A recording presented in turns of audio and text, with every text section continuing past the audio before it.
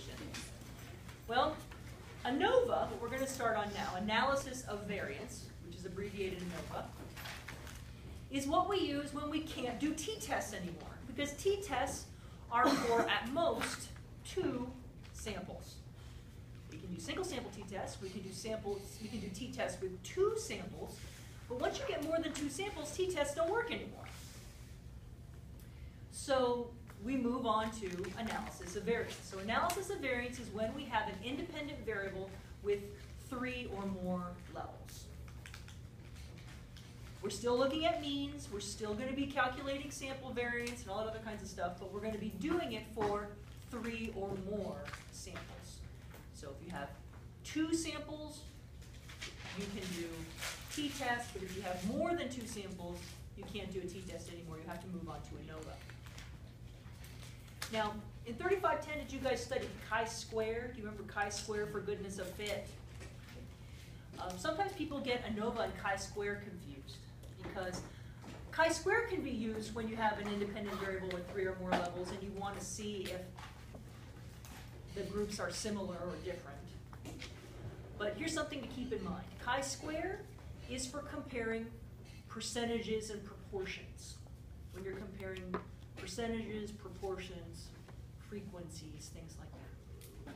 When we do ANOVA, we're actually crunching numbers on ratio and interval data, just like we were doing with t-tests. So we're looking at the number of times people do something, not the percentage of time they do something. Okay. Or how long they do something, or how fast they do something. Not how many people do something, for example. So we use slightly different dependent variables with different characteristics for those 2 types of tests. In the article you're going to read for this unit, Article 2, by Saenz and Waldo, they actually use both chi-square and analysis of variance. So you'll get to see how the circumstances under which chi-square is appropriate and which ANOVA is appropriate. But we're not going to do chi-square in here. We're just going to jump right into ANOVA. And we're going to start, like we did last time, doing independent groups. So we're going to do between subjects first. And then after we get between subjects under control, we're going to jump in and do the within subjects or related groups. Analysis of variance was originally designed for use with independent groups. So we're going to learn that foundational set of calculations first. And then when we move on to related groups, you'll see that we do almost all the same calculations except we do some minor corrections to make it work right for the fact that all the subjects are experiencing all the conditions. So I've given you 4 handouts today. You're going to need those 4 plus the critical values for F max. So if you've got that in your bag, pull it out. That's on the back of the T critical page. The things that I've provided you up here in the front, we've got the overview for this unit, again, about 3 pages. It's got all the background stuff for the independent groups analysis of variance. All the formulas and things like that are in here. So that's something you can look at home. You don't need to look at it right now, although you can have it out with you next to you if you want to.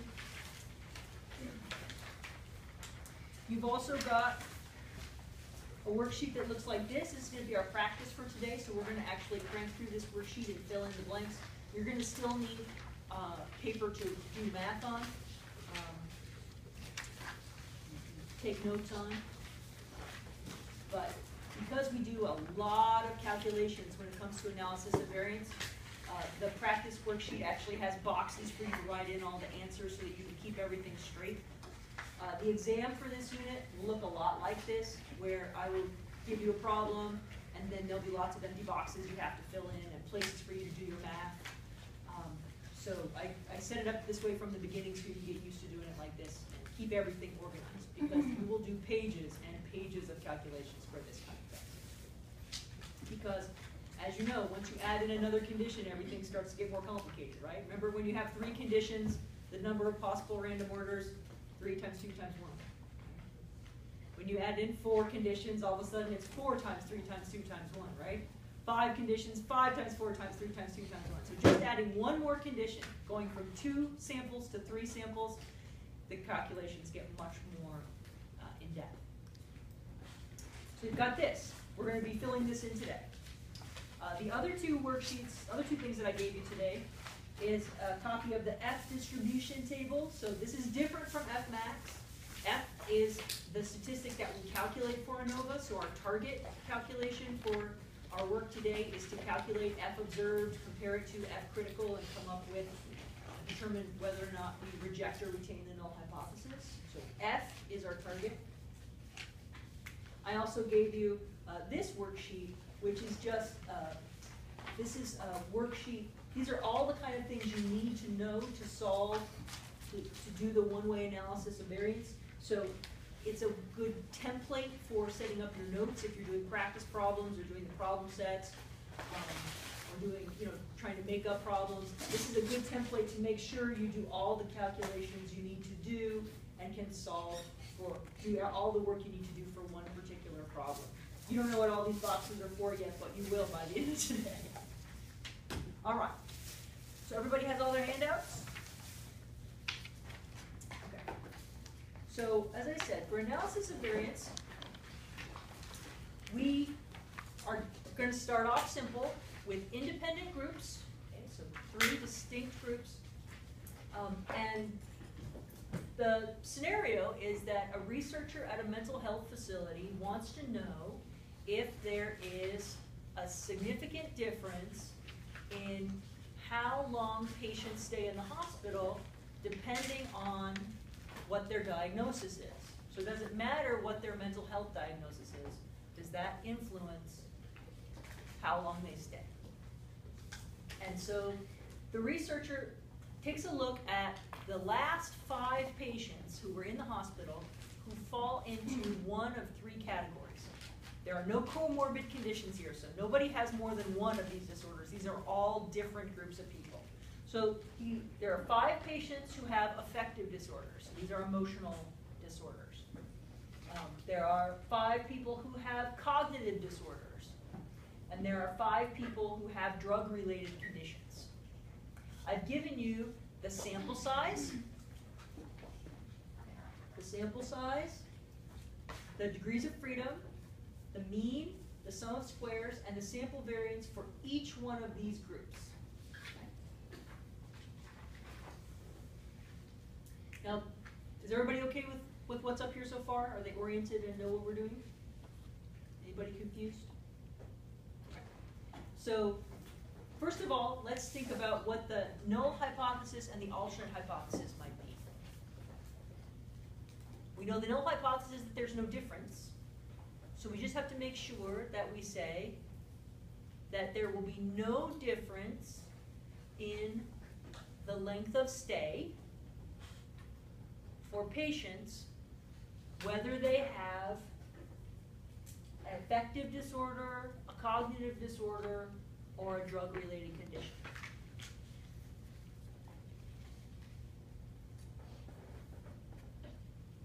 Does that make sense? Sure.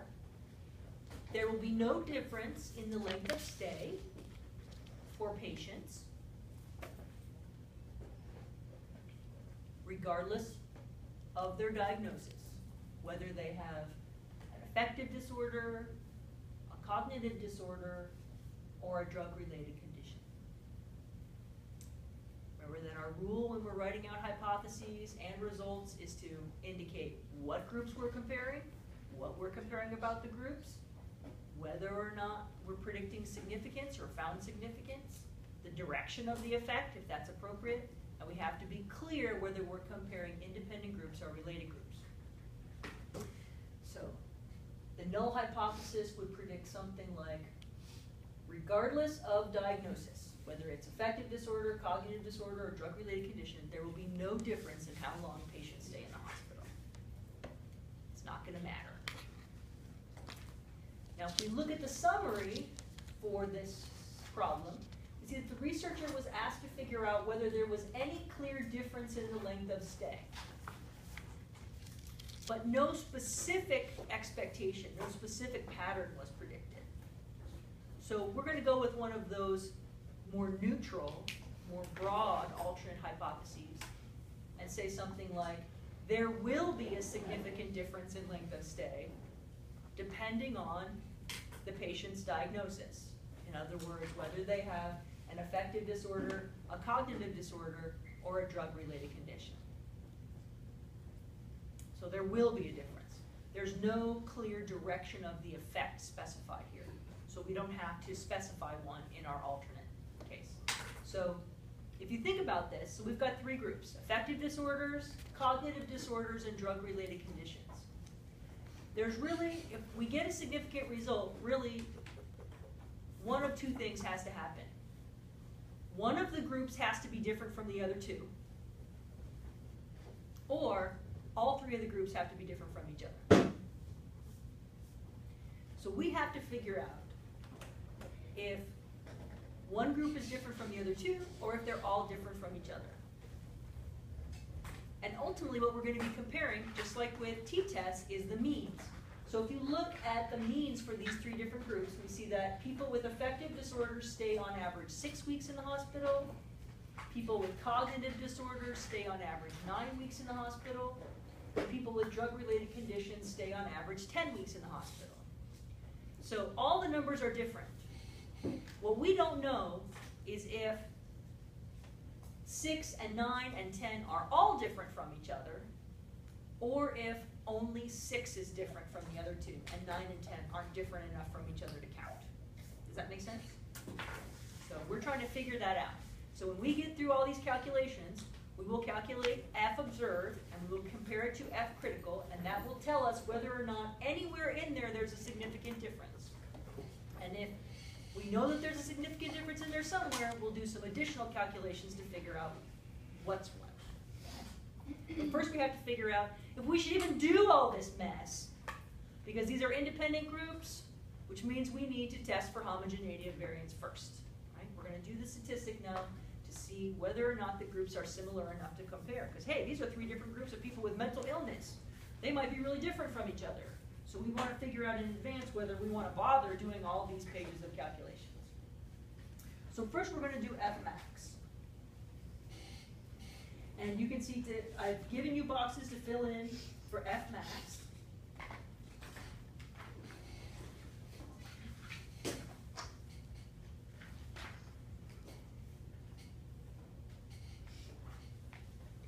So Fmax observed, you'll recall, has a formula of the largest sample variance I've got over the smallest sample variance I've got.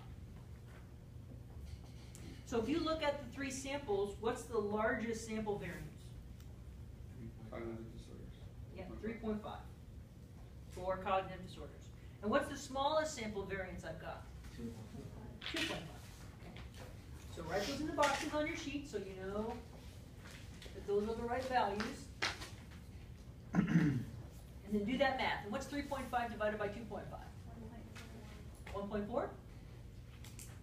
So that's our Fmax observed. So you can write those three things on the worksheet in the box.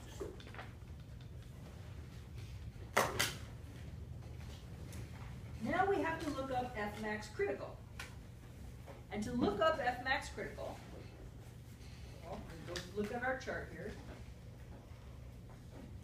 And please pay close attention here, because Fmax and F are two different statistics. Okay? Fmax is the one for homogeneity of variance. F is the one for ANOVA. So it's two separate tables. So this is the one that's on the back of your t-test, critical values. Okay?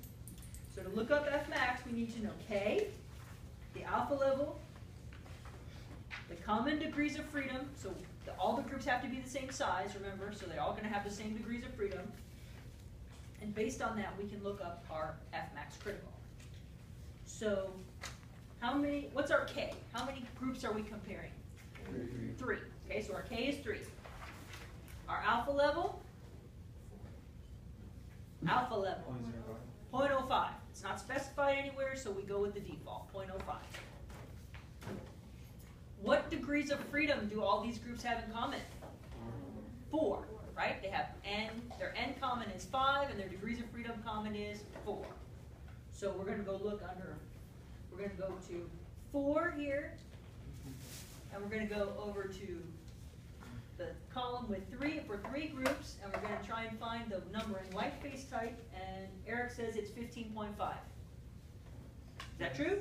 All right then, 15.5. So we've got a critical value of 15.5. We've got an observed value of 1.4. Everything's positive forever and ever. Everything in F is positive. All just F is positive everywhere. Yes? Can you just one more time, real quick, how you did found that?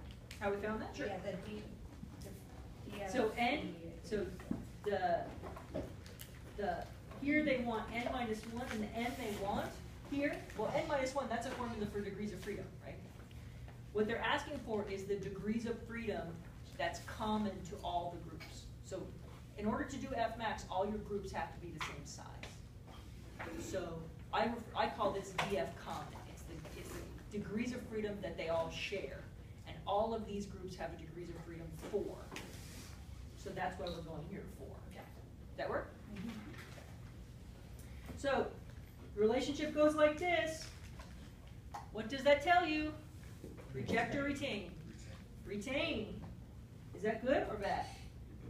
That's good. Why is that good, Corey? Because that means that they are similar enough to That's right. It means we have homogeneity of variance and our groups are similar enough to compare. So lucky you, we get to do ANOVA today. Woohoo!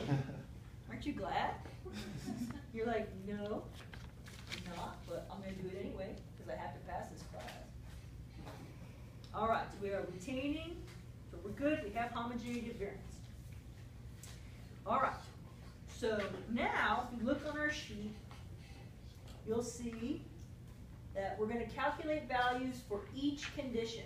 Okay, so I've got statistics I've got to calculate for affective disorders, I've got to calculate for the same statistics for cognitive disorders, and the same statistics for drug-related conditions. So to make this a little bit easier, so that everybody doesn't have to do all the math, I'm going to do it this way. All right, people in the back 2 rows, you guys are going to be the affective disorder team. And people in the middle row, that's Sean and Evan, that right there, you guys are going to be the cognitive disorders team. And people here in the front 2 rows, you are going to be the drug-related conditions team. So it's your job to do the math for your condition, and then we'll go through and ask people to give us their values, and you can write down the values for the other groups. Of course, you can go ahead and just do it yourself if you want to, but it's not necessary. All right. You are in drug-related conditions. Okay. So first thing you need to know, first statistic you have to calculate is BigT. Texas, Tennessee, BigT. Okay? Not little t, because little t is t-test. BigT is something different. BigT stands for, you ready for it? Total. I know. It's really boring. And we've, up to this point, generally referred to this as the sum of x. It's the sum of x for a condition. Okay, so T is the sum of x for a condition.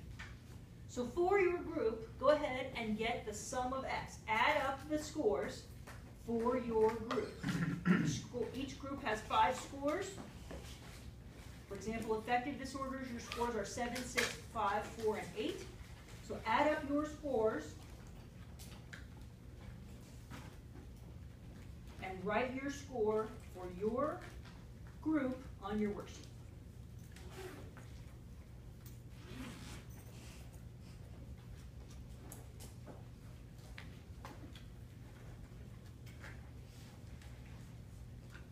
The next thing you have to calculate is big T squared. And just like you might guess, given the notation, all we're doing is taking the big T we just calculated for our condition and squaring it. So just take the number that you got, multiply it times itself, and that's your T squared value.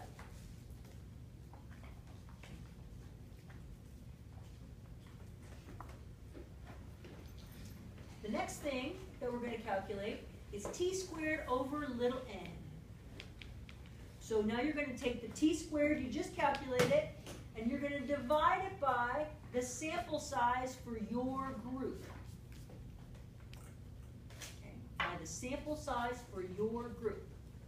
Everybody in here, your group has an N of 5. Everybody has the same sample size. It's not always like that, but it is like that today.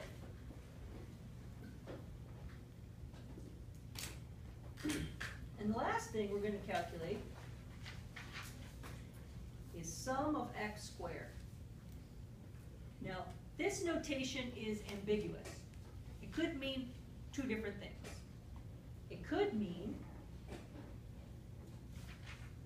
sum x and then square it, or square x and then sum it. We can't tell from the notation, but based on what we've already done, we can make a reasonable guess about which one we're supposed to do. Because sum of x squared is exactly like t squared, so it's not going to be that one. We've already got that. So this sum of x squared is this one. Square the values for your group and then add them up. So for example, if you have the cognitive disorders group, you're going to do 7 squared plus 9 squared plus 12 squared plus 8 squared plus 9 squared. So you just square them all in. That's right. Square each number individually and then add them up. Yes, cool. Is that always the case? Is that always the case for ANOVA? Yes. Yes, it is. In fact, we're going to sum lots of things, and so we try to name each one of them something unique so that every time you see that symbol, you know exactly what it is you're supposed to do.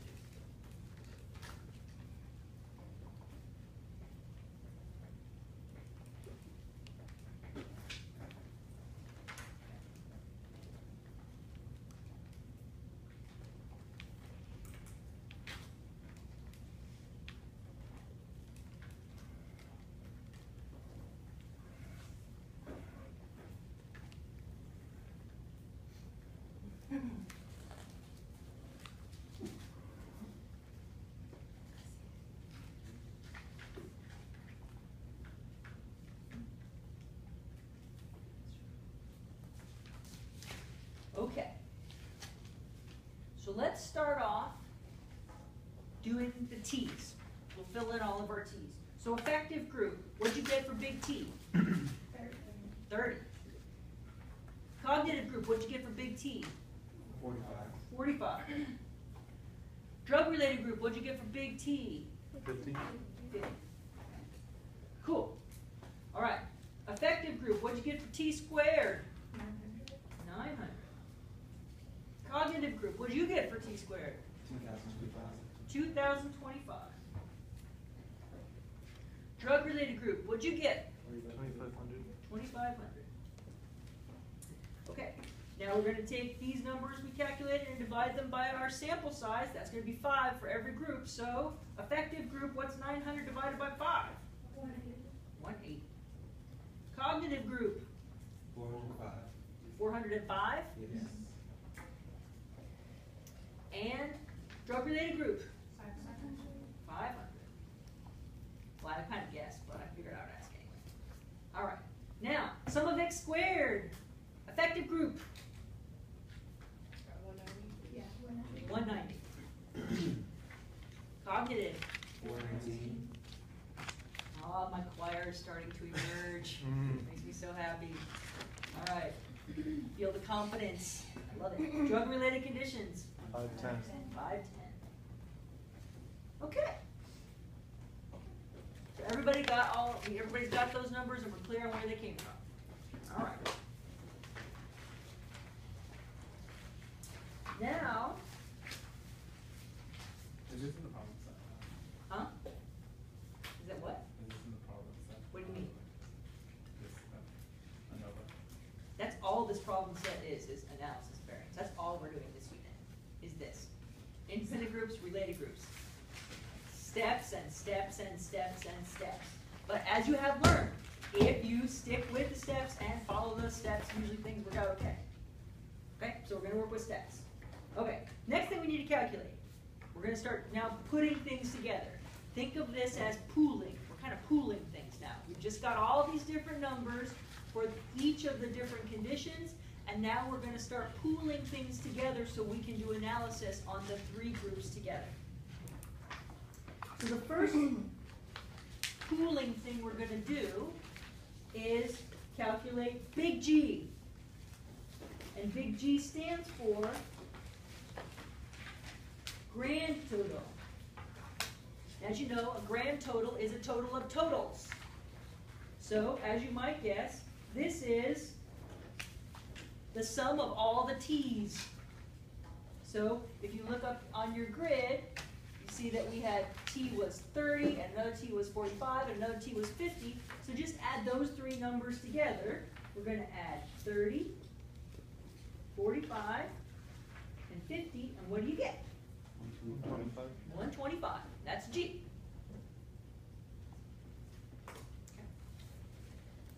We're going to calculate N. What's big N? You've seen this before. Is that Where does it come from? What's it stand for?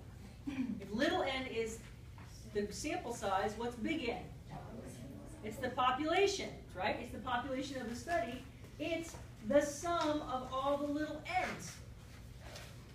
So for this, we have 5 plus 5 plus 5, 15.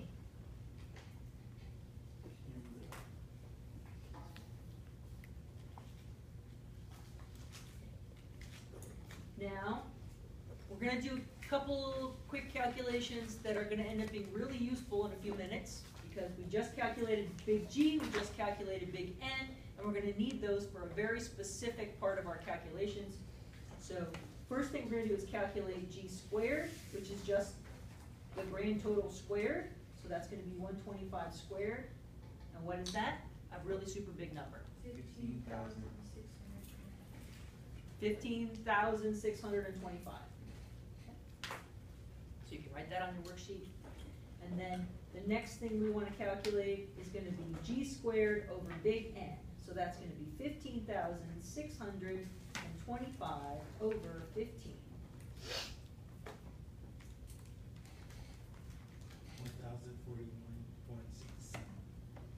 1,041.67. Yes? Is that correct? Okay. So we've survived 4A, B, and C.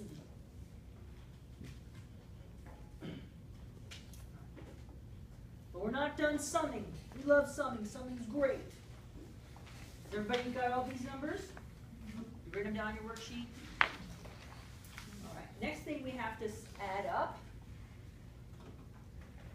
is you need the sum of t squared over n. Okay, so what are we going to do? See those t squared over n's right there? We're just going to add them up. It's the sum of t squared over n for all of our groups. So we're going to take 180 plus 405 plus 500, and what does that give us? 1,085? Yes, thumbs up. Okay, 1,085. And the next thing we're going to add up, we're going to do the sum of x squared all. Can you take a guess? We're going to take, I put the all here so that you can tell them apart, because I think writing the sum of x squared looks really stupid. But that's basically what we're going to do. So we're going to take 190 plus 419 plus 510. And what do I get if I add those up? 1,119. 1,100. Okay. Cool. All right. So next, now we've kind of done our pooling. Remember, once we pool things, like when we did sum of squares pool, degrees of freedom pool, then we had to calculate variance? Well, if you look at the next steps, you'll see that there's sum of squares things we have to do, degrees of freedom things we have to do, and then something that we've never seen before called a MS, which stands for mean square. So now we have to take all these pooled values, all these things we've blended together for the different groups, and we have to figure out a bunch of new things. We have to figure out sum of squares between conditions, sum of squares within conditions, sum of squares total. We're also going to have to figure out degrees of freedom between conditions, degrees of freedom within conditions, and degrees of freedom total. And lastly, mean square between conditions, mean square within conditions. There's no mean square total. So we have to figure out how to calculate all these things. My recommendation is that you do this. This was a tip, something that one of my former students came up with, and I think it's brilliant. I love it. So, on your paper where you're doing your math, draw another grid just like the one on your worksheet. So do this. Sum of squares, degrees of freedom, mean square.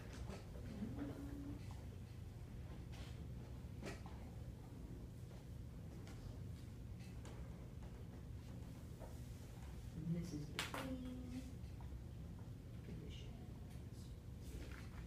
This is within conditions. This is total. And this box filled in because we don't do anything.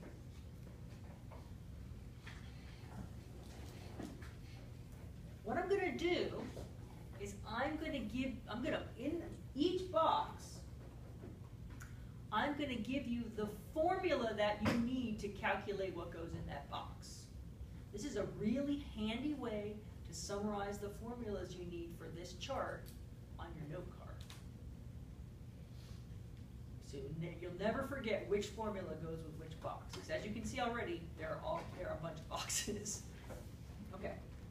So, for sum of squares between conditions, so for this sum of squares between conditions, the formula is the sum of t squared over n minus g squared over big N. Now, we already figured out what those two values are, right? If we go back and take a look at if we go back and take a look, we saw, like we did at the top of this page, we did sum of t squared over n, and we figured out that it was 1085. And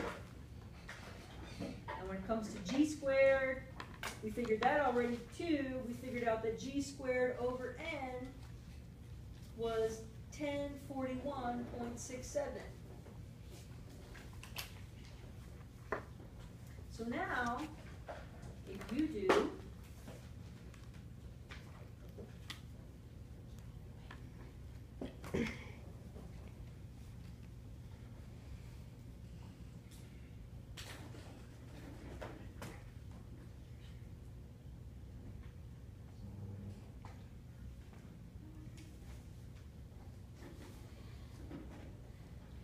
$10.85 minus 1041.67, what do you get? 43.33. Is that right?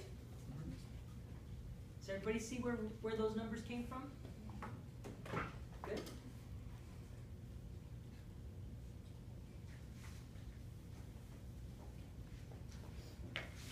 To do sum of squares within conditions, our formula is the sum of all the sums of squares for conditions. So in this box right here, you just write the sum of the sums of squares. Now, how do you know what the sums of squares are for each condition? You go, look, because I told you, because I'm nice. I already did the math for you. You don't have to calculate it. All you have to do is look here and go, oh, for effective disorders, that's 10. and for cognitive disorders that's 14, and for drug-related conditions that's 10, so I'm just going to add those up. So it's going to be 10 plus 14 plus 10. And what does that equal? 34. Okay, so now we've got those. The sum of squares total, the formula for that is the sum of x squared all minus g squared over big N. Sum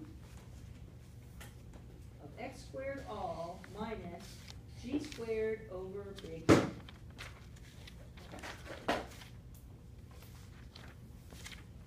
Well, we figured out those values already too, right? Because we were smart and did all our prep work, so this part would be easy. 119 minus 1041.67. What does that give me? 77.33.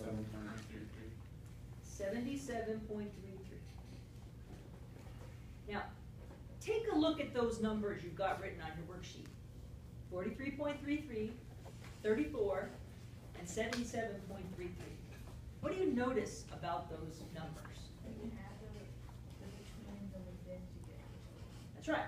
So this is a way you can double check to see if your math is working up to this point. So here's a double check.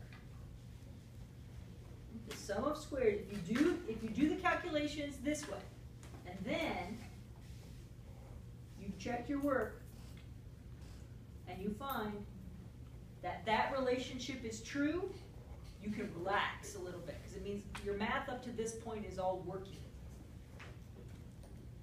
And some people say, well, why don't you just tell us that formula to start off with, because that's way easier. And I'll say, well, here's the problem with using that first.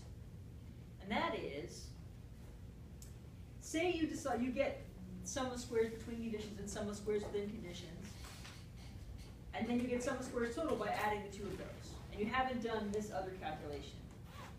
Well, what happens if one of these values is wrong? Now, your total is also going to be wrong. So, if one of these values is incorrect, all you're doing is perpetuating the mistake. So, you want to do these calculations using 3 independent formulas, and then if they still give you the double check and it works, you can be like, okay, my math is good up to this point, and I'm pretty sure I don't have any mistakes. Another thing you want to watch for, sums of squares are always, always, always positive. In fact, in this whole table, you will never find a negative number. There are no, if you get a negative sum of squares, if you get a negative degrees of freedom, if you get a negative mean square, something has gone horribly, horribly wrong. Because sums of squares are squared values, so they should be positive. Degrees of freedom, always positive values. Mean square, always positive values. So if you're doing your math and you're getting a negative number somewhere, then something has gone wrong, and you need to go back and fix it. Okay, so next we have to figure out degrees of freedom. Degrees of freedom between conditions has a formula we haven't seen before, but it's not too difficult. It's k minus 1.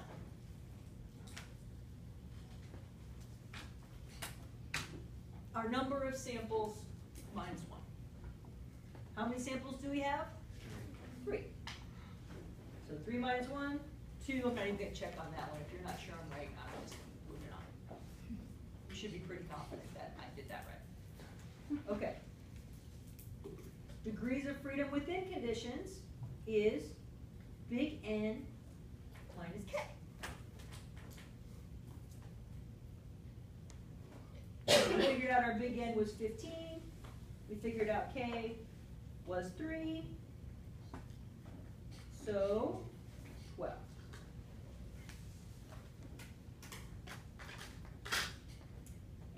degrees of freedom total is big N minus 1. So that's 15 minus 1 is 4. And lo and behold, 14.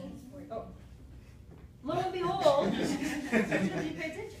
Lo and behold, if I actually write all the numbers on the page, the same double check works again. Degrees of freedom between conditions plus degrees of freedom within conditions equals degrees of freedom total.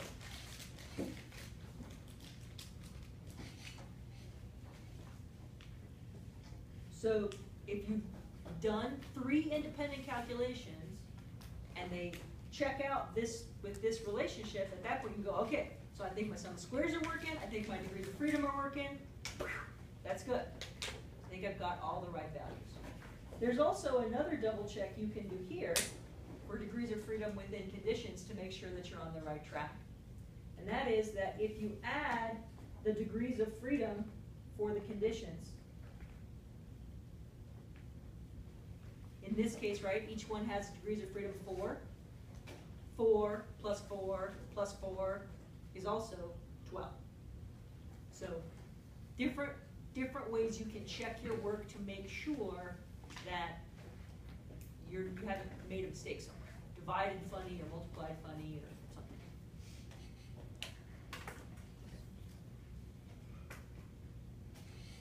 All right. Now we're down to mean square between conditions.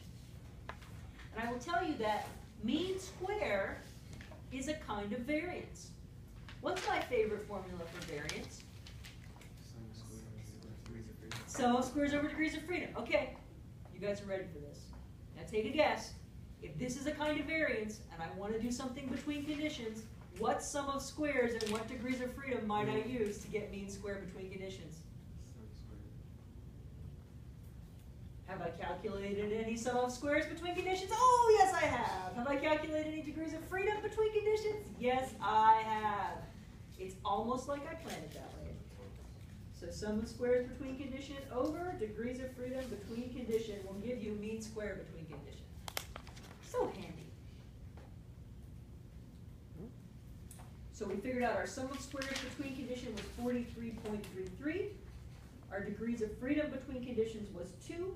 So what's our mean square between conditions? 21.67. Yes? Yes.